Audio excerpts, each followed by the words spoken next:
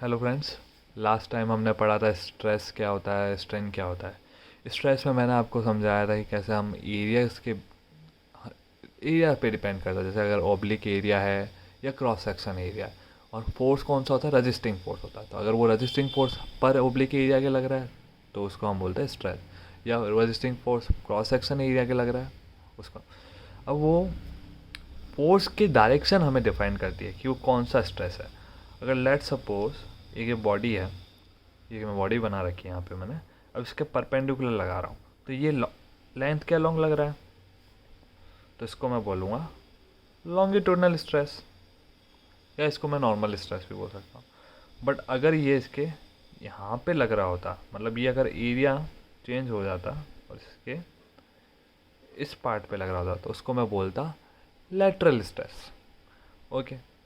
फिर मैंने आपको बताया था कि इस बॉडी के अगर पैरेलली फोर्स लगाया जाए, मतलब अगर एरिया इसका ये है और यहाँ पे फोर्स लगा रहा हूँ, अगर ये एरिया है तो इसके पैरेलल फोर्स लगा रहा हूँ तो उसको मैं बोलता हूँ शियर स्ट्रेस। ओके। या शियर स्ट्रेस भी बोल सकते हैं उसको, या तो टेंजेंशियल स्ट्रेस भी बोला जाता है। ओके। अब मैं पढ़ता हूँ स्ट्रेन। स्ट्रेन क्या होता है, व्हाट इज स्ट्रेन।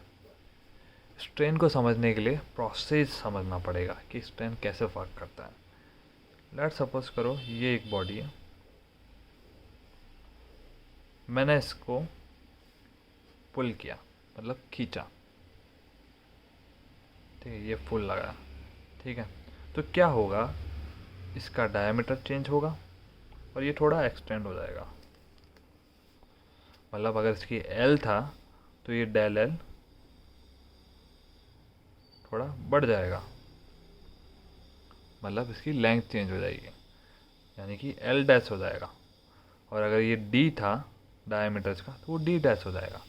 तो स्ट्रेन में क्या होता है, दो चीज़ें एक साथ काम करती है, लेटरल भी प्ले करता है और लॉन्गिट्यूडनल भी प्ले करता है। लॉन्गिट्यूडनल मैंने बताया था लेंथ के लॉन्ग, लेटरल बताया था मैंने डायमीटर के लॉन्ग, तो दोनों एक साथ प्ले करती है। अगर मैं बोलूँगा लॉन्गिट्यूडनल बढ़ रहा है तो लेटरल कम होगा, अगर लेटरल बढ़ रहा है तो लॉन्गिट्यूडनल कम होगा। दोनों अपोजिट होते हैं और उनका साइन भी हम अपोजिट ही लेते हैं। ओके। स्ट्रेन क्या होता है, स्ट्रेन होता है deformation. Strain equal to deformation. अब सर बताओ डिफॉर्मेशन क्या होता है। डिफॉर्मेशन होता है change in shape and size, या डायमेंशन बोल सकते हो आप, अपॉन ओरिजिनल डायमेंशन को हम बोलते हैं स्ट्रेन। मतलब बॉडी का जो डिफॉर्मेशन हो रहा है उसके ओरिजिनल लेंथ के रेस्पेक्ट में, उसके ओरिजिनल डायमेंशन के रेस्पेक्ट में, तो उसको हम बोलेंगे स्ट्रेन। अब स्ट्रेन की क्या टाइप्स होती है, स्ट्रेन टाइप्स। तो जिस टाइप्स के स्ट्रेस मैंने बताए थे सेम उसी टाइप्स के स्ट्रेन भी डेवलप होता है। मैंने आपको लेटरल स्ट्रेस भी बताया, लेटरल स्ट्रेस यानी कि डायमीटर के अलोंग, तो यहाँ पे लेटरल स्ट्रेन भी होता है, और जिसको हम बोलते हैं delta D upon original D. मैंने लॉन्गिट्यूडनल के लिए भी बताया था स्ट्रेस, तो ये क्या होगा, लॉन्गिट्यूडनल स्ट्रेन। मतलब लेटरल स्ट्रेस है तो लेटरल स्ट्रेन हो गया, लॉन्गिट्यूडनल स्ट्रेस है तो लॉन्गिट्यूडनल स्ट्रेन हो। अब मैंने बताया था शियर स्ट्रेस, तो उसके लिए क्या हो जाएगा, शियर स्ट्रेन। मतलब ये सारे टाइप्स भी वहीं से निकल गए, आपको याद करने की ज़रूरत नहीं है ये स्ट्रेन कौन से टाइप्स के होता ही है। ये सारे अगर आपको स्ट्रेस समझ में आ गया तो आप स्ट्रेन भी बता सकते हो, सारे उनसे रिलेटेड होता है। अगर लॉन्गिट्यूडनल की स्ट्रेस की बताए तो इसको हम delta L upon original length, simple. Shear stress को समझना है। लेट सपोज ये एक बॉडी है, ओके, इसको मैंने यहाँ से फिक्स कर रखा है, ठीक है। ये एक एल लेंथ ही है, और उसको अभी नामकरण कर देते हैं, नॉमेनकल्चर कर देते हैं ABCD। अगर मैं इसके शियर मैंने क्या बताया था, एरिया के पैरेलल लगता है, तो मैं इसके पैरेलल फोर्स लगा रहा हूँ, इसी एरिया के पैरेलल लगा रहा हूँ। मैंने पैरेलल लगाया तो इसने अपनी एक शेप चेंज करी। तो ये जो शेप चेंज करी तो यहाँ से इसने एक एंगल बनाया जिसको हम फाई बोलते हैं। ओके, तो ये बी डैश हो गया, ये ए डैश हो गया। और इसने जो डायमेंशन चेंज करी है इसको मैं बोल रहा हूँ डेल एल और डेल एल। डेल एल मतलब कि जो उसकी चेंज आया लेंथ में। ओके, तो अब मुझे इसकी फाई की वैल्यू निकालनी, मतलब मेरे को वैल्यू निकालनी है, फॉर्मूला हम निकालते हैं। तो ये होता है, मैंने एक बताया था टर्म में कि पंडित बद्री प्रसाद हर हर बोले। तो ये हो गया साइन, ये कॉस और ये टेन। ठीक है, मेरे पास एल गिवन है, मुझे एल पता है यानी कि बेस पता है, मुझे इसका परपेंडिकुलर पता है डी एल। तो मैं टेन थीटा लगा सकता हूँ। तो tan phi equal to d l upon l, ये फॉर्मूला हो गया। बट जो एंगल होता है वो बहुत कम होता है, इसलिए हमें कभी टेन थीटा हम लिखते नहीं है, हम डायरेक्ट लिख लेते हैं फाई इक्वल टू होता है डेल एल अपॉन एल। पर मेन चीज़ कहाँ से निकल गई थी, टेन से। तो टेन थीटा को हम ऑलमोस्ट बराबर लिख लेते हैं कि ज़्यादा मिनिमम है तो उसको नेगलेक्ट कर दो, और phi equal to d l upon l लिख लो।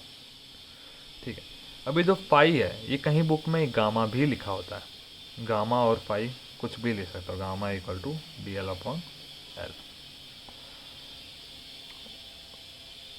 ओके, यहाँ तक समझ में आ गया। तो हमारा स्ट्रेन भी ऑलमोस्ट सारा कवर हो गया। अब नेक्स्ट क्लास में हम पढ़ेंगे हुक्स लॉ, कि हुक्स ने क्या कहा था, हम उसके बारे में पढ़ेंगे। सिंपल है, स्ट्रेस सिंपल है, फोर्स मैंने आपको बोला था ना, मैं आपको ऐसे बताऊंगा कि आपके दिमाग पे आपको जोर डालने की ज़रूरत नहीं है। आप एक बार देख लीजिए, केवल वीडियो देख लोगे, आपको नोट्स बनाने की ज़रूरत नहीं है। आपको अगर मैं नींद से भी उठा के पूछूंगा तो आपको पता होगा। ठीक है, स्ट्रेस तो अब इसमें क्या प्रोसेस क्या है, बॉडी पे एक्सटर्नल फोर्स लग रहा है, जैसे ये बॉडी है, बॉडी पे एक्सटर्नल फोर्स लग रहा है, तो इसके इंटरनल पार्ट पे क्या हुआ, फोर्स लगेगा तो क्या होगा, ये रजिस्टिंग फोर्स लगाएंगे, और रजिस्टिंग फोर्स लगाएंगे तो स्ट्रेस होगा। बट बॉडी पे फोर्स लगाने पे इसकी शेप भी चेंज हुई, और शेप चेंज हुई तो उसको हम बोलते हैं स्ट्रेन। तो स्ट्रेन भी हो रहा है और स्ट्रेस भी हो रहा है। अब क्वेश्चन में ना कुछ लोग, नॉर्मली बच्चों के दिमाग में डाउट होता है कि सर स्ट्रेन पहले आता है या स्ट्रेस पहले आता है। ऐसा कुछ नहीं है, दोनों साथ में ही होता है। मतलब बॉडी चेंज भी तो होगी, तभी तो होगी जब रजिस्टिंग फोर्स लगेगा, समझ रहे हो। तो स्ट्रेस और स्ट्रेन दोनों काम करते हैं, बट होता क्यों है, बाहर एक्सटर्नल फोर्स के कारण। अब ये चेंज हो रहा है तो अब चेंज आपको देखना पड़ेगा, इसके अगर लेंथ के अलॉन्ग लग रहा है तो लॉन्गिट्यूडनल स्ट्रेन, अगर इसके डायमीटर के अलॉन्ग लग रहा है तो लैटरल स्ट्रेन। अगर स्ट्रेस की बात करूँ तो इसके अगर डायमीटर के अलॉन्ग है तो लैटरल स्ट्रेन, और अगर इसके लॉन्गिट्यूडनल के अलॉन्ग है तो लॉन्गिट्यूडनल स्ट्रेस।